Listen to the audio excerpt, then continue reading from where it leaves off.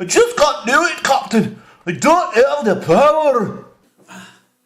Hello, everyone, and welcome back to Bookology, the show with interviews, blindfolds, and snacks from around the world. I'm your host, J.Fournier, and tonight, we're going to England. Let's get into it.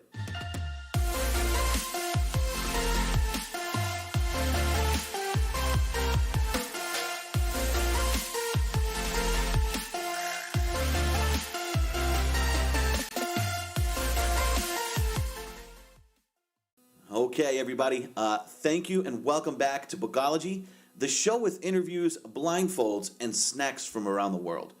I'm super excited about tonight's episode because we get to take a virtual trip to England and taste some of their goodies. I've always been a fan of the great UK. But even more exciting than that is our guest, 10 times best-selling author and life coach, Dr. Nicolya Williams.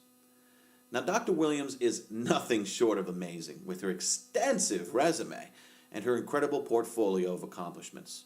From her podcast show to her international best-selling status as an author of 17 titles, and even her certified master life coach career, that from the looks of it, is doing pretty well. She is indeed an inspiration to all women in today's day and age. And I'm absolutely excited and honored to get her live so I can get into the very talented mind of Dr. Nicolya Williams. Now, as a coach, Dr. Nicolya divides her time between blogging, empowering women one-on-one, and motivating groups of women through masterclasses. Now, to reach her audience, Dr. Williams enjoys mentoring women through her own stories and books. She believes her experiences are from God to encourage women all over the world. And in today's episode, we're going to dive into Dr. Nicolya's most recent book called Progress Over Perfection. I love that title. Now, this is a great book that can share a deep look into the fallacy that being a perfectionist is necessary in order to succeed. It simply isn't. Now, as a perfectionist herself, Nicolya struggled with the challenges that came along with being a perfectionist. The idea of handling every single accomplishment or circumstance with grace absolutely consumed her. I'm sure you can agree with that. Anybody out there who may be a perfectionist. Now, after years of living like this, she realized her perfectionistic tendencies were simply too costly, and she wanted to break free. So she created a strategy that has allowed her to pursue her goals without the fear of unachievable perfectionism. And it's fascinating some of the techniques that she uses. So progress over perfection means you don't have to struggle to be perfect. You just have to make progress. So if any of you guys would like to escape the struggle of perfectionism and truly make progress with your goals, interpersonal relationships, or daily pursuits, this book is definitely going to be made for you. And you can find your very own copy on Amazon by just clicking the link below in the description of this video. So without further ado, let's head over to the virtual UK to taste some snacks while diving into the very talented mind of international bestseller, Dr. Nicolya Williams.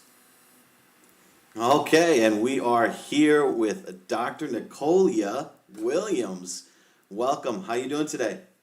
I am doing so good, and I'm so excited to be here. Seriously, so excited. Awesome. And let me tell you, I was really excited to actually get you on.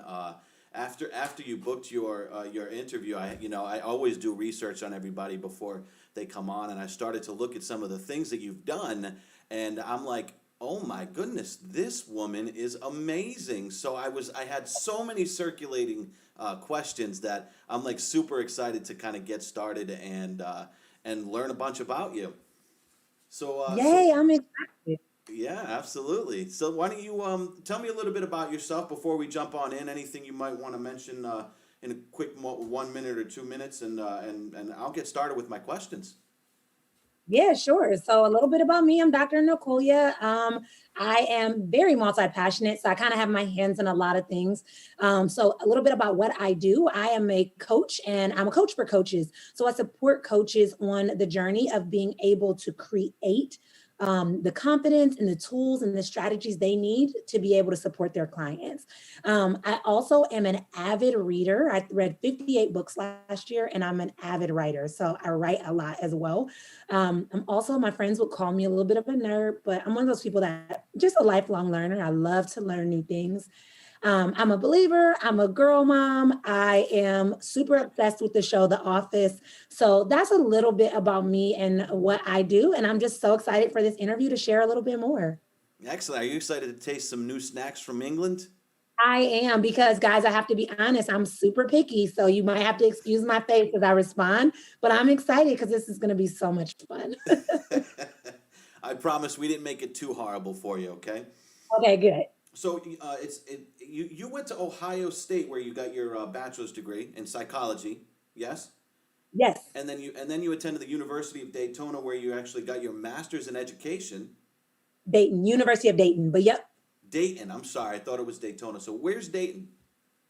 Dayton is like a small city outside of Columbus, probably about 45 minutes from Columbus, Ohio. Oh, okay. Okay, great. So both in Ohio. And then is Concordia is that also in Ohio? No, that's in Portland, right? Yep, it's in Portland, Oregon. So I actually did my program 100% online while I resided in Ohio. Okay, so you did in Concordia, that was 100% online? Correct. And so you got your doctorates though in transformational leadership, huh? Yes, sir. Yes, sir. Can you tell me what transformational leadership is? That transformational part has me intrigued. So one of the things that I'm really passionate about is creating a ripple effect. I think a lot of times people that are in leadership, they want to lead, but from a place of they just want to be in charge, or they just want to kind of tell people what to do. For me, I want to be able to transform people from the inside out by helping them to highlight what their skills and their strengths are, their assets, and really helping them to be able to embrace that authentic part of themselves, knowing that that is one of their greatest assets. So the transformational leadership part is I want to be a leader, but I want to be able to really transform people from the inside out using my leadership style and approach. Wow. That's great. That's wonderful. So Thank you. being a perfectionist, as I know you are, do you find yourself with any particular quirks while you write your books that, you kind of summons the perfectionist gods about? Say that again, I'm sorry. As a perfectionist, do you find yourself with any particular quirks when you're writing? I think for me, I don't write in a typical order. Most people, when they think of writing a book, they're like, you write from beginning to end. I write what lights me up in the moment. So if I think that somewhere in the middle of the book is like, oh, I really want to write about this chapter, I may write that. If I think that somewhere at the end is going to light me up, then I might write that. Like I write where I feel lit up because I'm a firm believer that everything's energy. And so if you write from a place of like force, I feel like your audience and your reader would sense that. So I always want to write from this place of just like free flow, from letting it flow. Yeah, that's beautiful. That's beautiful. And I have to tell you, I'm right on board with you with the energy. I'm thinking I was about 28 years old when I really started to kind of appreciate the reality of energy and take that seriously. And my life has honestly been so different. Another reason why I'm so excited to talk to you, because I think we're on the same level with a lot of that, that reality. So what is it that inspired you to take the career path as a life coach and motivator to women? So it's so interesting. I feel like I kind of fell into it. So I always kind of had a desire to write a book. I remember telling a teacher I wanted to write a book, and she kind of tried to steer me away from it, like writing isn't your strong suit. So I kind of adopted her beliefs about that and put it on the back burner. But then it was like one of those goals or dreams that kind of kept stirring my spirit. So eventually, unfortunately, I went through a divorce. And during that time, I joined like this small support group.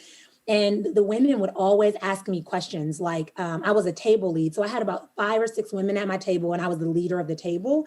And they'd always ask me like, how are you balancing so much? Because at the time I had 2 young kids. I was getting my doctorate full-time, working a part-time job, working a full-time. So I was balancing all of the things.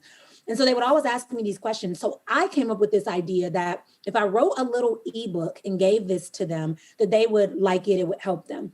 And then the further I got into writing this ebook, the more I'm like, well, if they would like it, why wouldn't people across the world like it? Sure. So I started to come up with this idea that I was going to turn it into a real book. Turned it into a real book, was really fortunate and blessed enough to be able to hit Amazon bestseller author. And from there, I was like, I kind of just fell into it. People started naturally being drawn to me and kind of asking questions like, how do I balance? How do I, stay productive? And from there, I started doing a lot of work around like productivity and goal setting. And then I kind of expanded into like the life coaching realm, and then a lot of like the coaching of coaches domain. Excellent. Excellent. Wow. I do want to let the audience know that we are absolutely live and we want you guys to interact. That's why we don't pre-record our videos. So we want that experience of having you guys ask questions. Whatever comes up, please do ask. I'll be able to see them immediately, and as soon as I see them, I'll ask them to Dr. Nicolya here, and I'm sure she'd be more than excited to answer it. Now, is everything behind you yours? I'm just wondering. Is that all your work? Is mine. Yep. And actually, some stuff is not up there. It's beautiful. It looks beautiful. This is all I was able to get. Oh, that's okay. I just kind of built this myself, and put some books on a shelf, but I actually really like yours because it's bigger and you can really see it. Yeah, and you know what? It actually goes very even higher. I use this for any like trade shows that I go to. Like the Rhode Island Comic Con. Are you from Ohio? I am from Ohio. Yep. Okay. Do you go to any Comic Cons or anything like that to promote books? I and have things? not, but I've heard of them before, but I've never been to any. Yeah. Yeah, so I bought these when I was supposed to go to the Rhode Island Comic Con last year, but unfortunately that was canceled. That would have been my first Comic Con to go to, and it didn't happen, unfortunately. So I'm hoping this year it does, and I can actually put these things to use. Fingers crossed for you. Thank you. Thank you. You're welcome. So tell us a little bit more about your 10 times best-selling status that you've achieved. Were they all like traditionally published, all self-published, a little bit of both, or how did that work out for you? Yeah, great question. So actually, my very first book, I'm going to be very transparent. My first book was self-published, but because I'm pretty resourceful, I felt like I could figure out all the answers, do YouTube University and Google things. So my first book was a total flop. I self-published it. Fortunately, I had a hybrid publisher reach out to me and ask me if I wanted help with relaunching it and like being more successful. So my first book, I went back through a second time with a hybrid publishing house.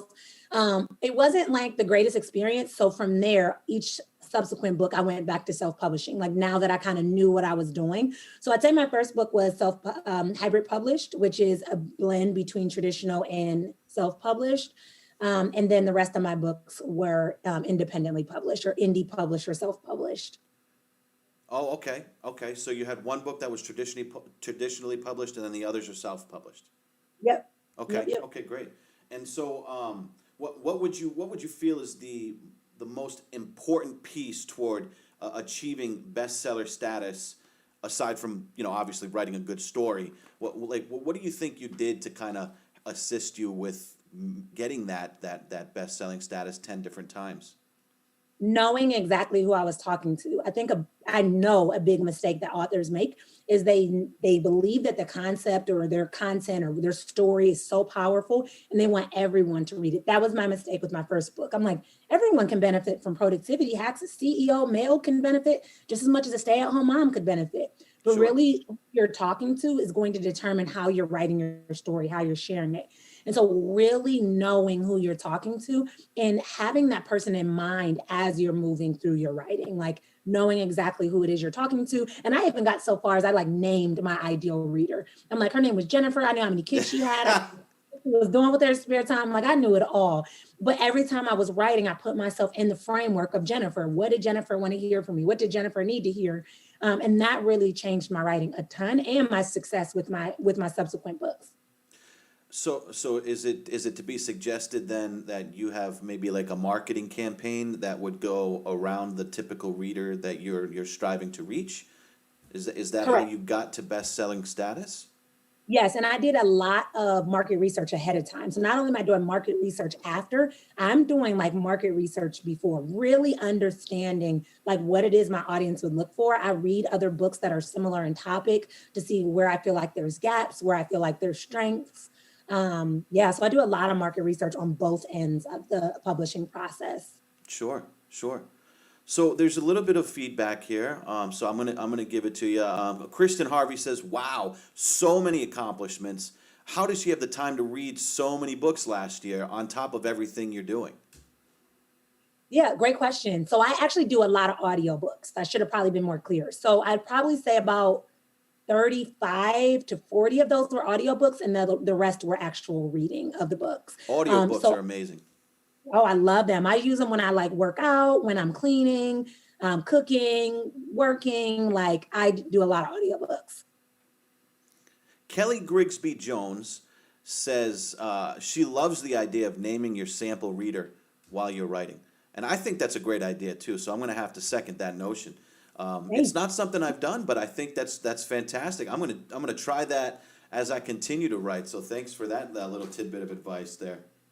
Oh, you're welcome. All right, so you worked so hard to get where you are today. You know that. You're a full-time single mom of two girls. You have a full-time job. You were a full-time student. Where do you find the time to do this and be a perfectionist? How do you do that? Well, I am a recovering perfectionist. Gotcha. I gotcha. Um, All right.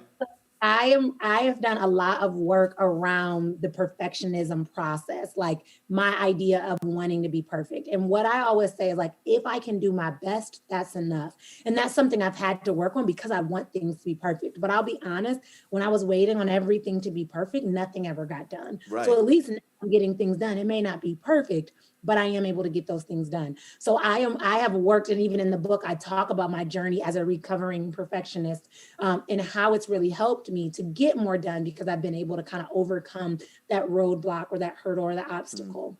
Mm-hmm. Yeah. No, absolutely. No, I'm vibing with you, Nicolya. I love your name, by the way. Is that a name your mom gave you, Nicolya? Yeah, so it's so interesting. I'm glad you asked me that. Everyone in my family has super normal names like Kelly, Alan, Jennifer, Susan, Michael, like super normal names. And then here I am with Nicolya. So it's twofold. My great aunt, that was her middle name. Her middle name was Nicolya, and that was my mom's one of her favorite aunts. So she named me after her. But then recently, I met a lady from Russia on Facebook who reached out to me. And I knew it was a Russian name. So I asked her what the meaning meant. And it actually means victory. And so I Oh, received that. I used to hate my name until about a year ago, and I ran into this lady, and I'm like, oh, I like victory, so I'll take it. no, that's beautiful. That's a great name. That is a great name. Thank you. I did do a search on my name a while back. I have a simple name, Bobby. So yeah, I just don't. I can't remember what it was though, or maybe I'm just choosing not to tell you guys. I'll take it. Yeah, let me know, okay? So All right. what would you say is one of your greatest achievements post college? This my coaching business, like it has been so amazing to be able to see like the ripple effect. I used to always say, like, before I left this earth, I wanted to be a catalyst for change. I wanted to be a catalyst for transformation. Sure. I wanted to really be able to like leave this legacy for my daughters. And I see it more and more in my coaching business. A lot of the tools that I've learned to coach my clients with, I use with my daughters. I've seen massive shifts in working with my clients. So I would probably say that has been my greatest accomplishment, even including like degrees in college and like all of that. I would have to say that that's probably been one of my greatest accomplishments. Awesome. Awesome. Absolutely. All right. Well, listen, if you're ready, I have a ton more questions here. And like I said, guys, as you're watching, I see the viewers here. Please, if you have any questions, go ahead and ask questions. If you want to answer them, you can too. I don't know how that's going to work out though, but you can go ahead and try to answer your own question. But I'm sure Nicolya would be more than happy to answer any questions you guys have. Nicolya, if you're ready, you can put the mask on, open up the box. Um, And let's get started here. So we're doing it just a little bit differently than our first episode because we do want to make give you guys the opportunity to get it right. It's very difficult to really pick out of the litter, of so many different snacks. So what we're going to do now, Nicolya, is we're going to actually give you an option, okay? Okay. And just make sure you pull that down by your nose so you can't see anything. We're going to give you 3 different options after you've tasted the item, and you're going to have to guess out of those 3 options which one you think it is. Does that sound good? That sounds great. Can you see my box okay? I can see your box. If you want, you can put the box down so you don't have to hold it and just lift up the items in the box so everybody can see it if that's okay. And I'll help you get it up to where it needs to be. Okay. I feel so helpless. Okay. Okay, so the first one, go ahead, put it closer to the camera. All right, guys, so this is what she's looking at for everybody out there. Go ahead and open that up and give it a try. Oh my goodness.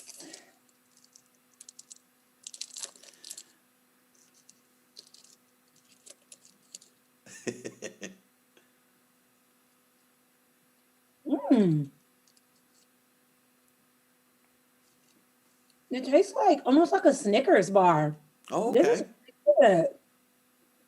I actually love Snickers. It's one of my favorite candies. So while you're eating, while you're tasting that and trying to get a feel of what it might be, Kayla asks, what's your favorite part of the writing or publishing process? My favorite part is when it's done. Because like building up I have all That's this funny. pressure. That's Like, funny. yeah, I'm like, I have all this pressure. I want to get it done. I want to get it done perfectly. I struggle with that perfectionism. Like, is this good enough? That sort of thing. But when it's done and I'm actually able to like see it on Amazon or someone shares a picture or someone shares a review, it's so, oh my goodness, it's so amazing. It's like one of the best feelings ever. I just feel so accomplished. Beautiful. I'm with you on that one, by the way. Although if I can, I have this when I fall into the tunnel of writing, and I'm sure you understand what I mean. When I absolutely get lost, but I write fantasy, which is different than what you're writing. I absolutely get lost into the characters and into the story. I actually really enjoy when I'm at that moment where like fully submerged, where like my fiance can't even like come in the room. I'm not gonna eat. I'm just totally writing. I do I enjoy love that, that. but At the other end, like from a reader's perspective, when I'm reading a good like fiction book and I'm lost in it, that is like the best feeling ever. It's like a break from reality. I love it. okay, I'm with you on that one. So do you need another bite, or do you think you're ready for some options?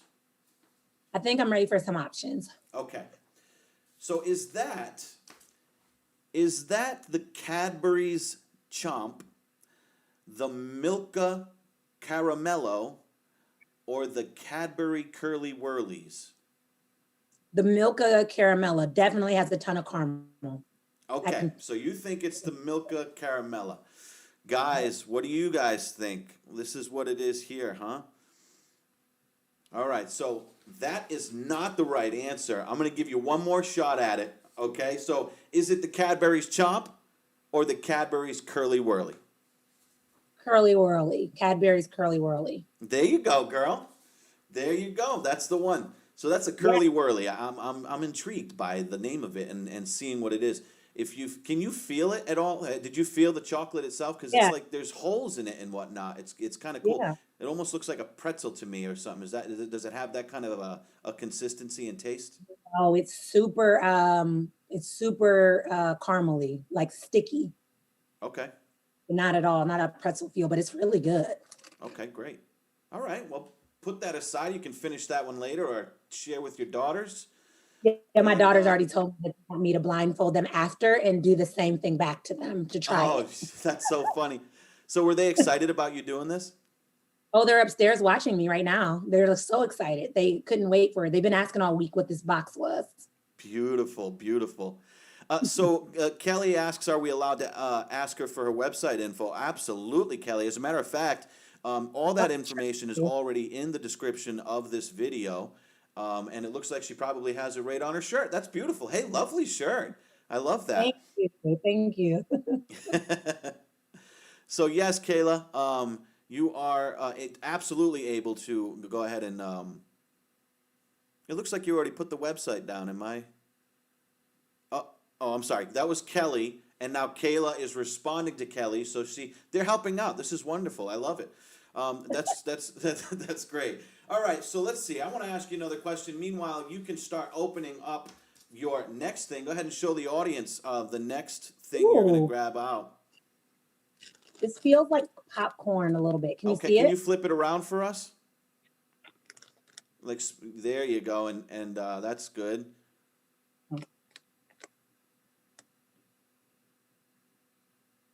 All right, those kind of look yummy. I'm not gonna lie. Oh, so you've never tried any of these snacks, BJ?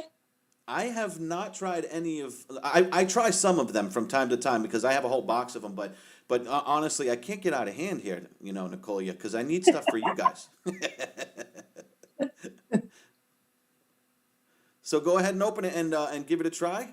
And while you're doing that, I'm going to real quickly, before I get into asking you another question, I'm going to give you guys a nice quick fun fact from the UK, which is where all these treats are coming from.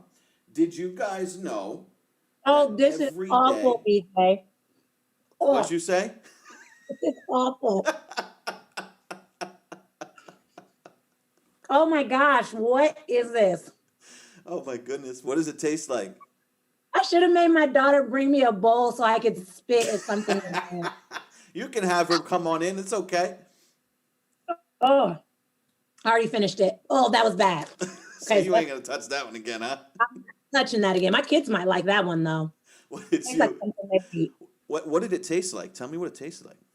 Tastes like Pringles, but like a really bad version of Pringles. With weird seasoning. I can't tell if it's sweet or salty, and not like a good sweet and salty mix. Like, oh, that was bad. All right, well, let's try and build that up a little bit. That's hilarious. I'm sorry, I did not mean to interrupt you, but I had to let you know my true feelings. I love that. That's what this is all about. I want you to. I'm sorry, did I cut you off? No, you didn't. I want you to be as descriptive as possible because the audience is not able to taste it. And a lot of these snacks, a lot of people don't ever see. Like, trust me, you probably haven't seen anything either. So I'll go on with the fun fact real quick just to finish it off. Every day people drink 165 million cups of tea in the UK every single day. Oh, that's really cool. I didn't know that. It's interesting, and tea's right? So good. Yeah.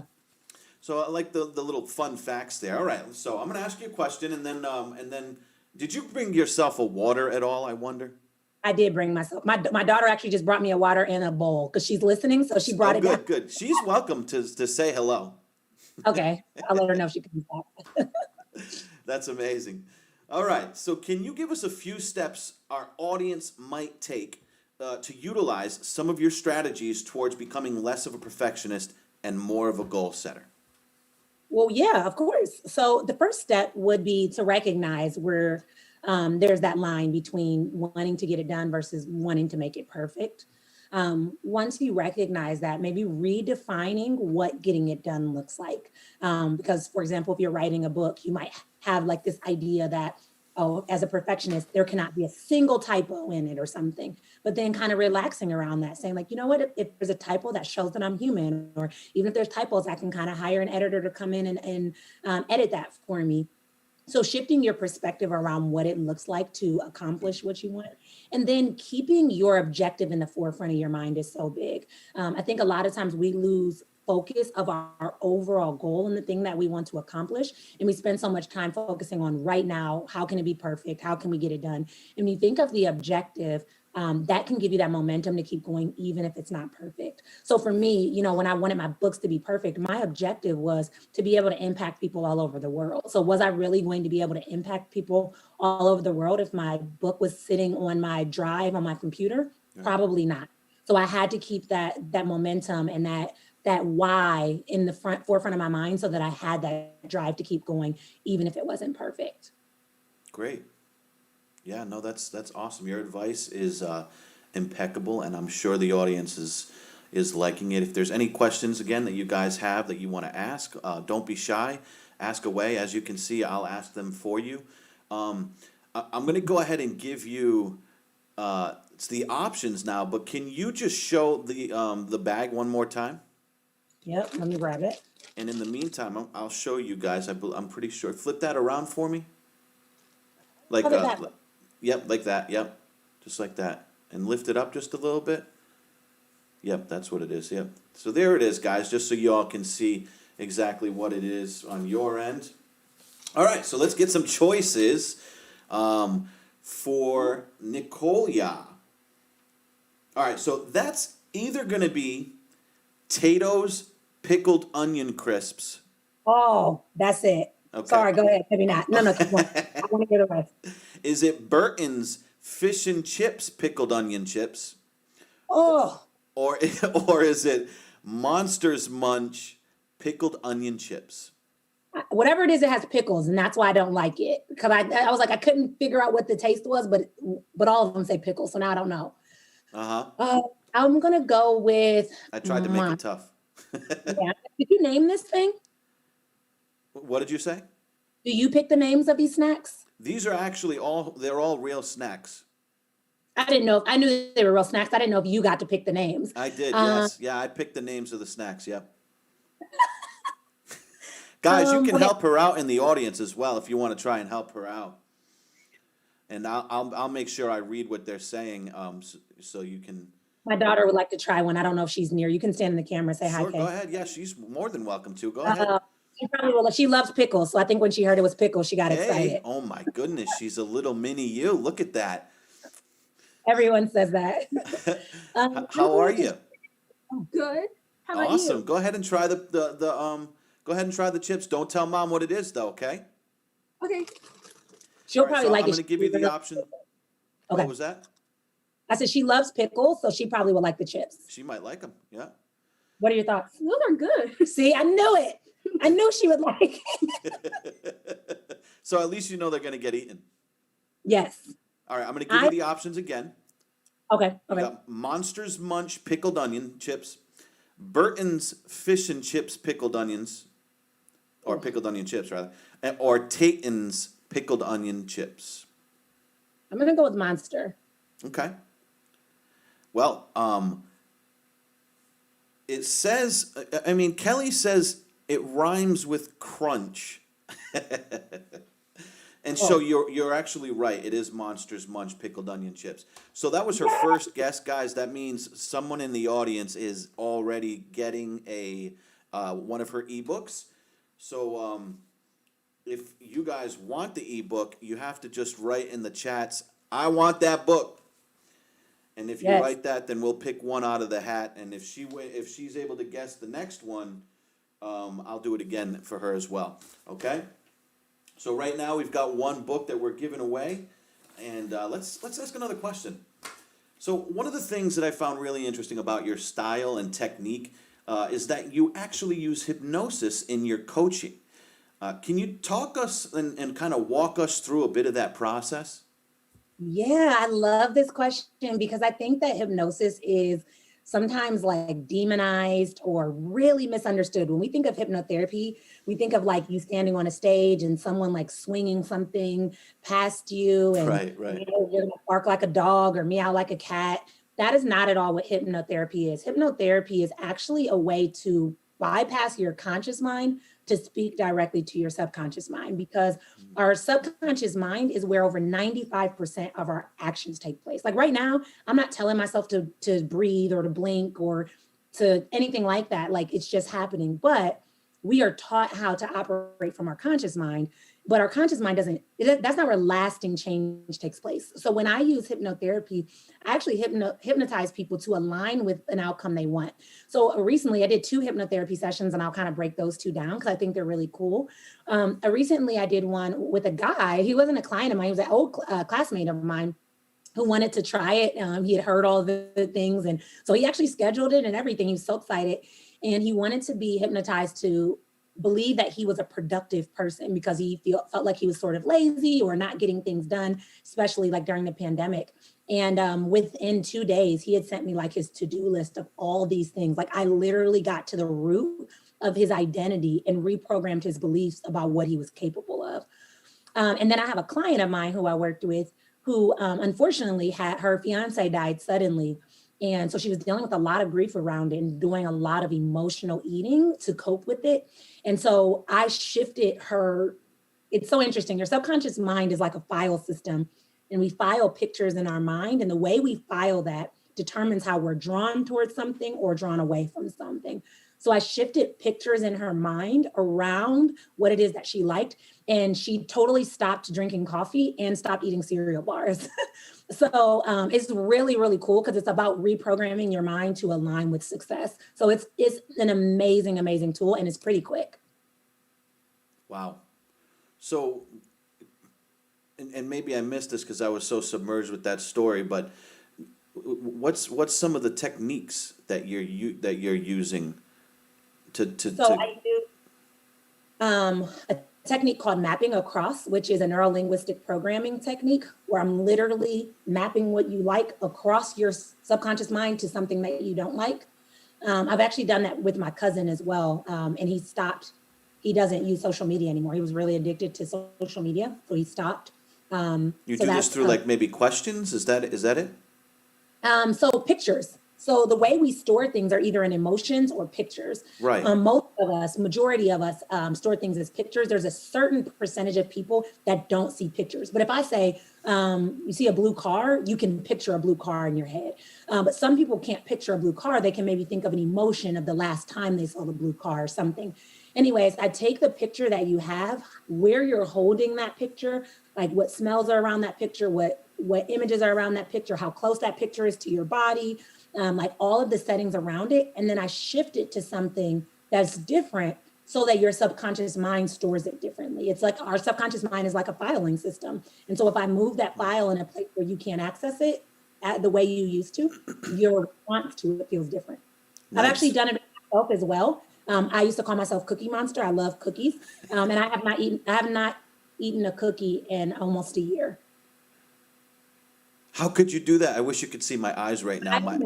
I'm actually really irritated because the reason I did it was because I didn't think that it would actually work. It was like a joke that I was trying to prove. This is before I actually became certified in it. And I was like, this stuff doesn't work, Yeah.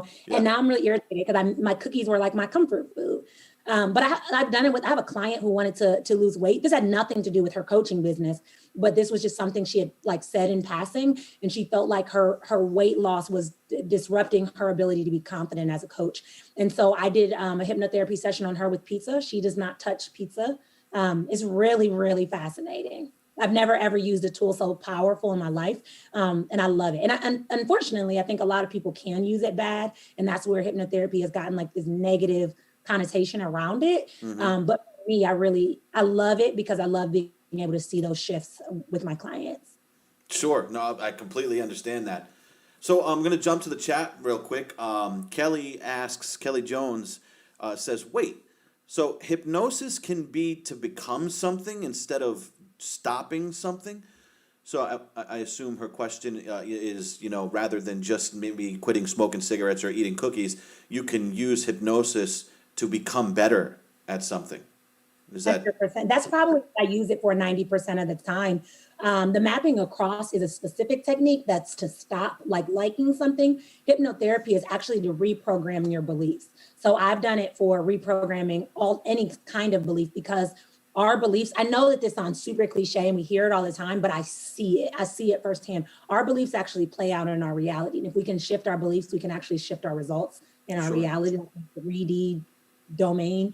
And so I actually use hypnotherapy to reprogram your beliefs. I've done that for clients of mine that are coaches that want to start going live or doing speaking engagements, and they deal with a lot of fear around that. I change their beliefs around what speaking engagements mean about them or for them or to them. So yes, you can definitely use it to reprogram your beliefs about certain things, for sure. That's great. That's something I think maybe after this, you and I will probably talk about because very, very intrigued. All right, why don't you grab the next, and I believe it's the final snack that you have. Oh, I almost didn't find it. Yep, I see it. You got it? Yep. All right, let's bring that close there. Okay, there we go. All right, guys, just so you all can see what that is, that's exactly what that is there for everyone looking in. Go ahead and give it a taste, and I'm going to move forward with a question for you.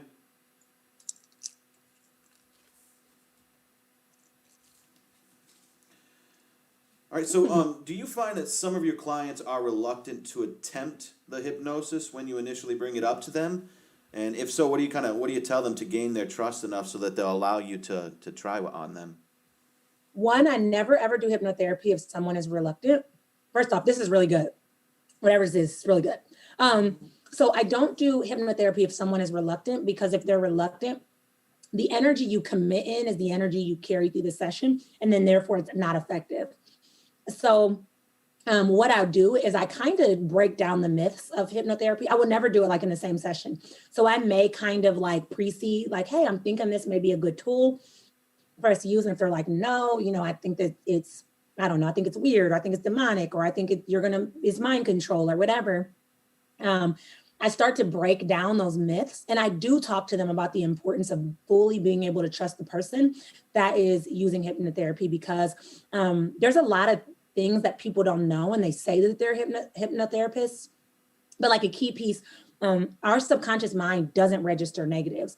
And I will like listen to YouTube videos of hypnotherapists saying things in a negative connotation. So they may say, you're not in debt, but all your subconscious mind registered was debt. And so then you're drawn towards more debt, and you can't figure out why, because you just did this amazing session on getting, changing your beliefs around debt, and you can't figure out why.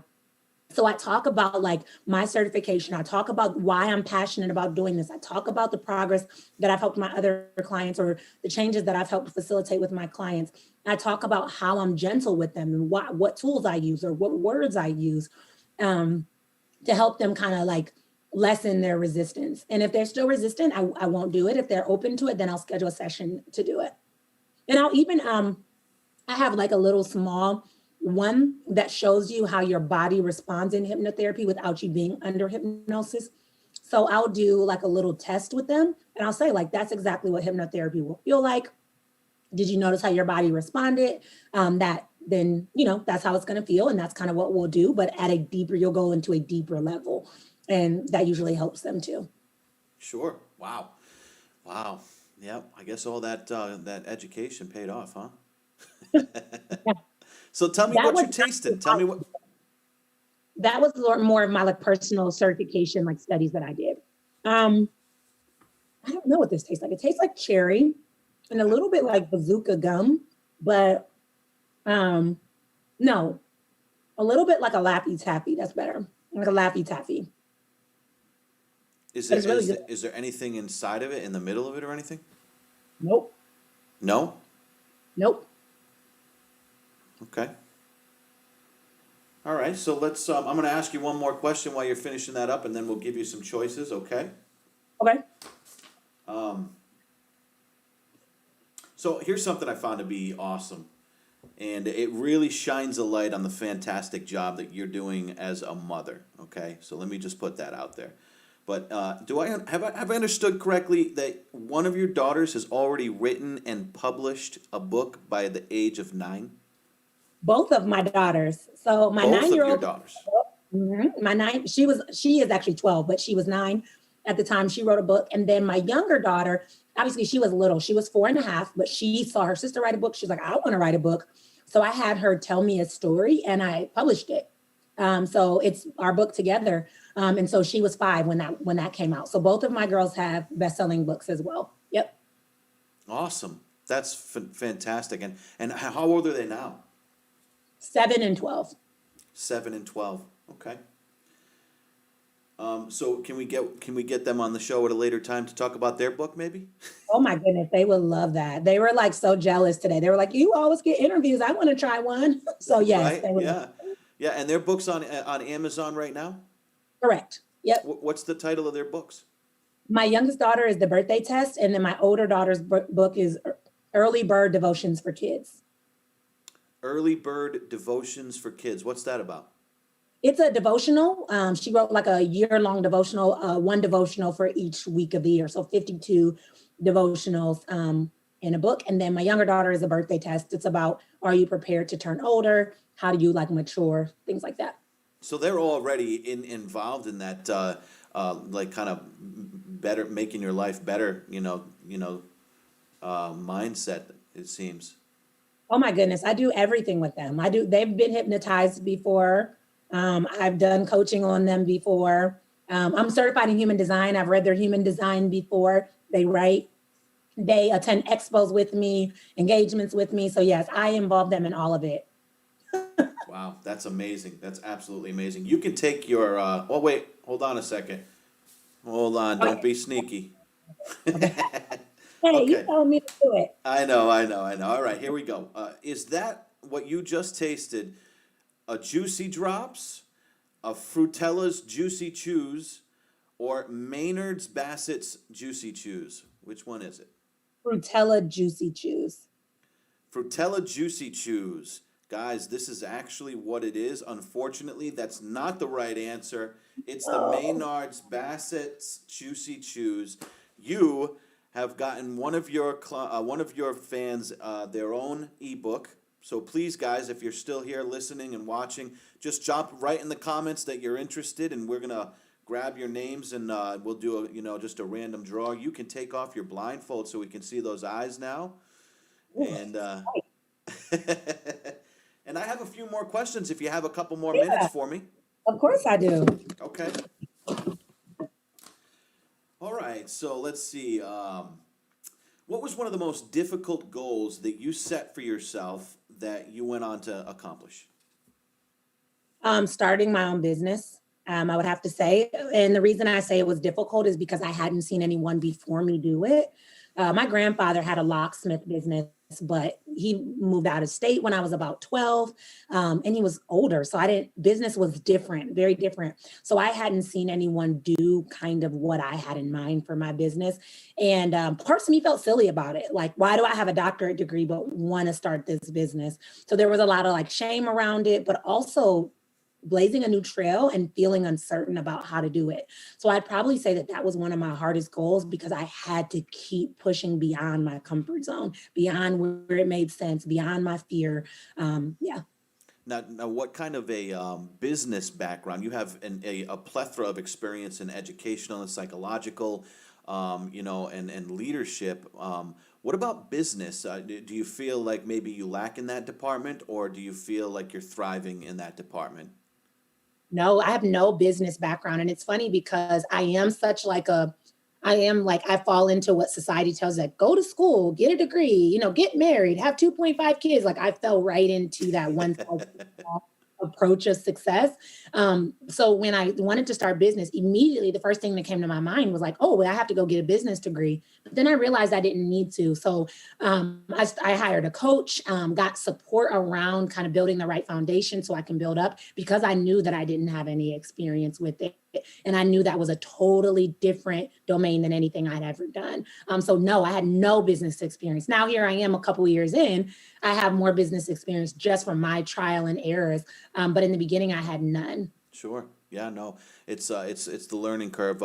Most of my education as a business, I do business consulting on the side, and most of my education comes from certifications. I mean, prestigious schools. I did go to Harvard, for Harvard Business for an online course that they were offering. But certifications, and honestly, in the field experience for about 18 to 19 years now. So I think it's the best way to really kind of learn and adapt and adopt new great ideas and whatnot. So we've got Kelly Jones again, who has been very active. So thank you for that, Kelly. Shout out to you. And you've got another great question. She says, does a client need coaching, hypnosis, and human design all at the same time? Oh, wonderful. So human design, for me, the best way to explain, if you're new to human design, I feel like human design is the ultimate permission slip for you to come home to yourself. I think a lot of times it goes back to like societal programming, societal conditioning. We behave in ways that don't really align with who we're called to be. So almost always, if I am doing like a long-term contract with a client, I almost always begin with human design. Like, because unless they're uncomfortable, I always begin with human design, because I feel like it's such a great foundational tool for you to be like, oh, that's why I'm that way, or oh my goodness, this makes more sense. And then I would use that, and then we'll kind of build from there. So yes, I do the two together, unless it's like kind of a standalone session. That's a great question. Wonderful question. Yeah, no, it was, and she's been very active, and I genuinely appreciate that, especially as a new show.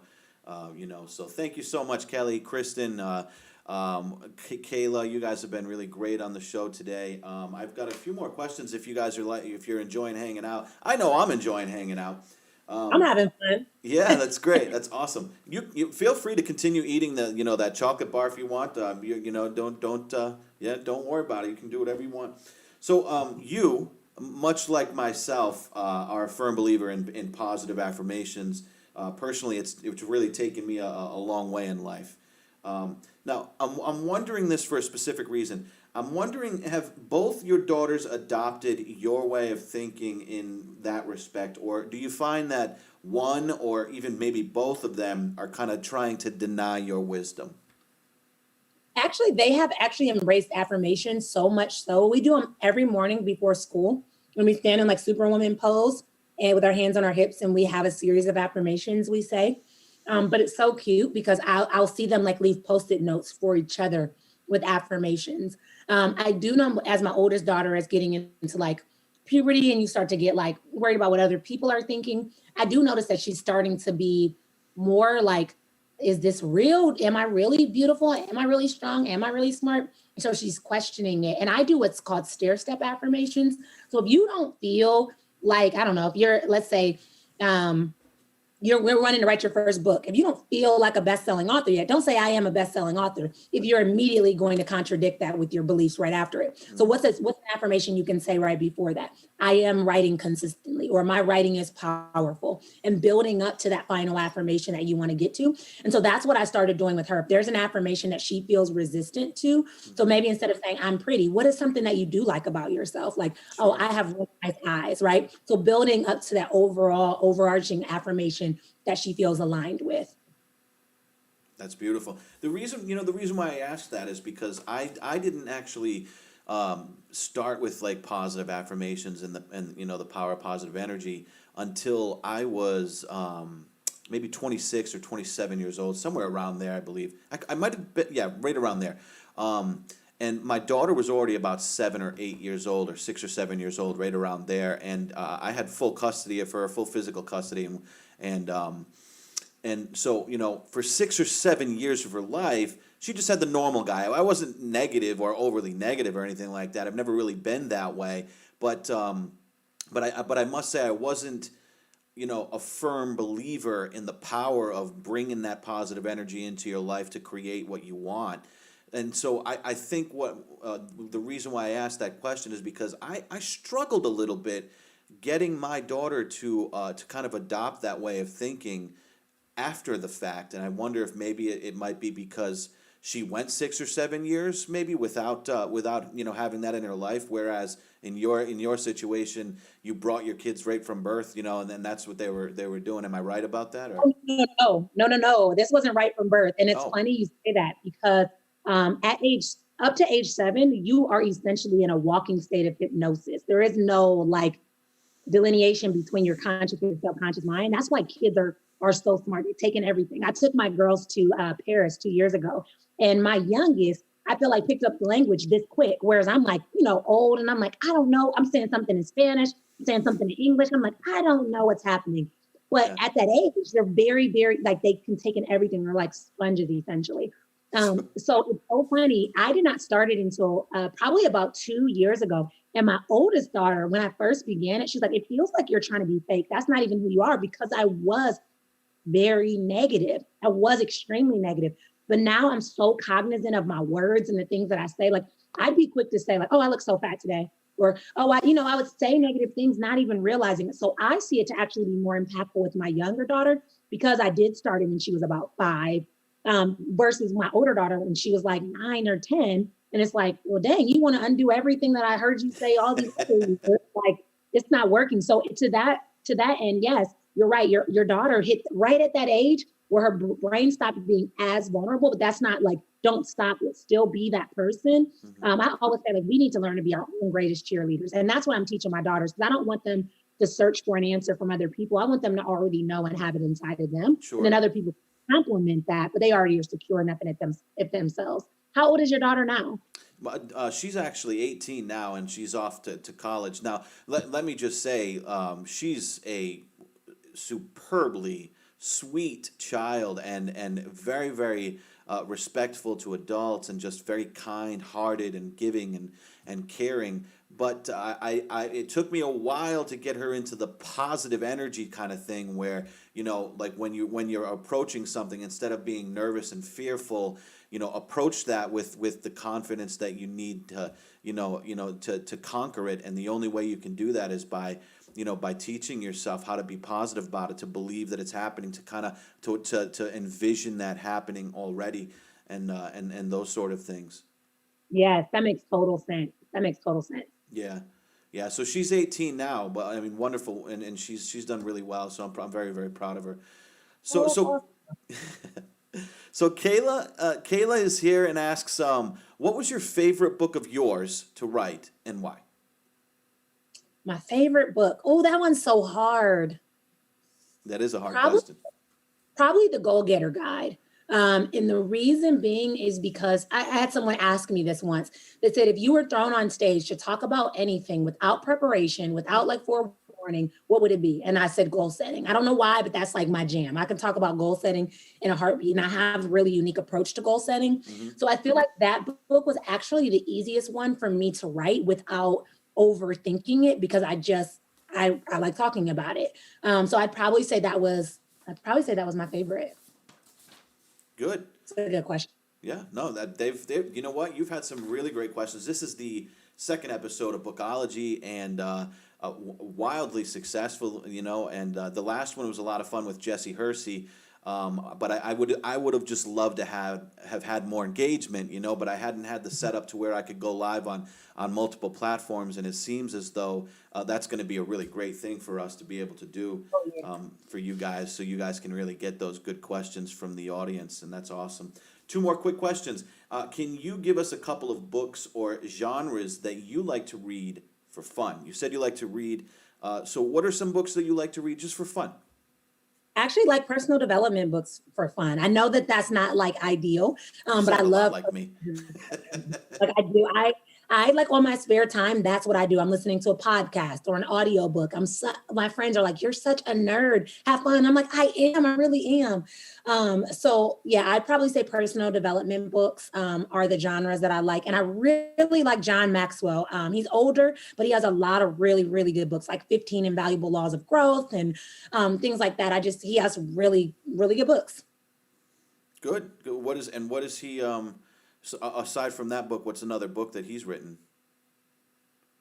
I can't think of any other names. And I'm I sorry, should did know. I catch you on the spot there? Yeah, I probably have like 10 of his books, but I actually gave some to two of my cousins, like when they needed some extra motivation and where they were going with their lives. And I gave a couple of them. 15 Invaluable Laws of Growth is the first one that comes to mind because it's the most recent one I've read, but I can't think of any names. But yeah. I really enjoyed the three books that I enjoyed the most in the personal development arena. I think would have to be Rich Dad Poor Dad from Robert Kiyosaki, Napoleon Hill's Think and Grow Rich, but the original one, because there are two different versions, and if you can find the original one, there's actually elements in there that I think are more helpful than the one that was revised later on. And the third one is a very tough read. But like when I started reading it, I was younger. I was in my early 20s, and I needed a dictionary. That's how difficult it was. It's Power versus Force by David R. Hawkins. It's on my nightstand. I haven't read it yet, but it's on my nightstand. That was a great read. David R. Hawkins is powerful with his words, but he certainly he caught me at that age in my life. I was like, what the heck is that word? But that was a great book. I have that book on my nightstand. I didn't love Napoleon Hill's book, and maybe because I read the like edited one. But Think and Grow Rich was the very first personal development book I read, and I was like, oh my goodness. I remember calling my mom and being like, why didn't you ever teach me these things? Like, I need to go back into high school and teach these things to kids. Like my mind was blown with that book. So that's actually one of my all-time favorites. And I have full intentions on having my daughter read it in probably about the next 2 years. Mm-hmm. Mm-hmm. Good. I think that's a great idea. So we have a couple more questions coming in from the audience. This is wonderful. Are there other authors or coaches in your family? And did you have like family inspiration in that regard? And that's asked by Kelly. Yeah, that's a great question. So no, I don't have any other. Well, I have a cousin who recently published a book. He actually just mailed it to me for Christmas. I was really proud of him. So I thought that was really good. And no, just my daughters and I. And no coaches. I'm actually even the first counselor. I will say my grandma, she was my role model. My mom was 17 when she had me. So I would say my grandma was almost like a second parent because my mom went to law school and college with me and my brother as a 17, 18-year-old girl. My grandma would come and get us on the weekends and hang out with us. That was my person. And she never told me this, but I felt like she always had this sense of like wisdom, and she always just could make you feel so understood and heard. Mm-hmm. And when she passed, we found out later that she had studied psychology. So she had a degree in psychology, but she never, ever told me that. So she was playing like psych tricks on me clearly. But no, she's not like a coach, but I feel like my grandma definitely has the aura of what I want to have as a coach. Yeah. So yeah. It sounds like it. All right, I'm going to leave you with one more question, and then the floor is yours. Transitioning from a perfectionist to a goal setter, it must have been definitely a task, of course. What are some goals that you've set for yourself in 2021? So actually, the big goal that I'm focused on, and I'm really trying to say laser focused on this goal because it's pretty big, is I'm actually launching my very own coaching institute. So I will be certifying coaches in the 5 different areas that I'm certified. So hypnotherapy, emotional freedom tapping, neuro-linguistic programming, time techniques, and life and success coaching. So there'll be 5 different certifications to really be able to support coaches at being better coaches. I think that the field is very unregulated. And so we have people with good intentions, but wrong approaches. Wow. And so I am opening my very own coaching institute. It will actually be official in June. So that is where I've been super hyper focused, super laser focused to bring that to fruition. Wow. I'm super excited for you. There actually isn't enough time to talk with you, Nicolya, because I still want to keep going. But, we've run out of time here. What a phenomenal interview. Great second interview here. Thank you so much for spending some time with us. I'm going to give the floor to you so you can plug anything you want to plug and tell the audience here for you whatever it is you want to tell them. So go ahead. The floor is yours. Awesome. Thank you so much, BJ. First and foremost, thank you so much for joining me. I think I had so much fun. So I hope that you guys enjoyed all my responses to this funny food and like enjoying it and thinking some of it was crazy. So thanks for joining. Thank you for engaging. Thank you for the wonderful questions. If you would like to stay connected with me, I am Nicolya Williams across the board. So my places I usually am is Instagram and Facebook. So you can come check me out there. You can also check me out in Clubhouse. I'm Dr. Nicolya on Clubhouse. And I've been hosting a lot of rooms there. Instagram is a great place to find me. I do stories, I post regularly, and I would just be honored to connect with you further. And then lastly, my website is NicolyaWilliams.com. So you're also able to check that out as well. And I'm excited and look forward to connecting with you all further. Awesome. All right, my friends, that is going to do it for tonight's show. It was absolutely amazing. I certainly hope you enjoyed this interview with Dr. Nicolya Williams as much as I did, and you'll get your very own copy of Progress Over Perfection on Amazon right now. Now, we're going to actually be giving out a free copy of her ebook today to a lucky viewer, so be sure to comment below if you'd like your own copy. I want that book, all right, in the comments section, so we can choose a lucky winner. Remember to subscribe and hit that like button, guys. It really does help us out on YouTube. And if you want to follow us on any social media, Bookology Live is where you'll find us. And remember, keep writing, keep reading. And remember to set some goals. That's it, guys. Have a good night.